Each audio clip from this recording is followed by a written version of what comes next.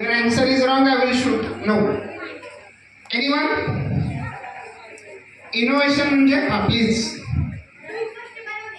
Very good. Clap for him. Good. अजून सोप्या भाषेत काय समजतं आपल्याला इनोव्हेशन म्हणजे?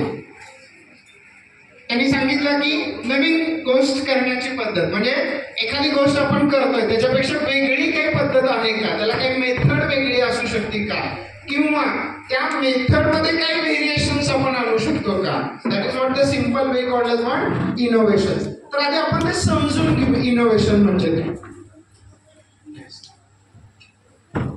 स्लाइड दिसतायत सगळ्यांना पाठीमागं? ऑल ऑफ यू दिसतायत सगळ्यांना? समोर दिसतंय तुम्हाला? थोडी अजून. आता हे काय सांगतं एक्झाम्पल जर तुम्हाला पाहिलं तर लक्षात येईल.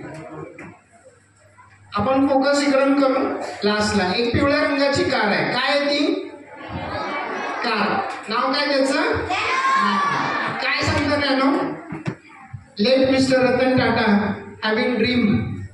भारतातल्या सर्वात गरीब लोकांकडे पण मला 4 व्हीलर पाहिजे. टार्गेट काय होतं त्यांचं? 1 लाखाच्या आत गाडी मला तयार करायची. टार्गेट काय दिलं होतं त्यांनी?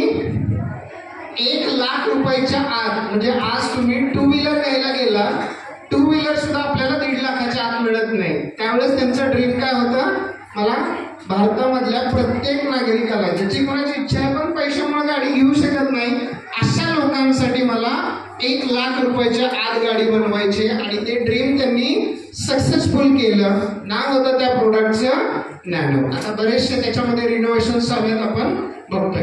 दुसरं प्रोडक्ट काय? आपण पाहतो बांधकाम चालू असेल, एखादी महिला तिच्या डोक्यावर ओझं घेऊन जाते.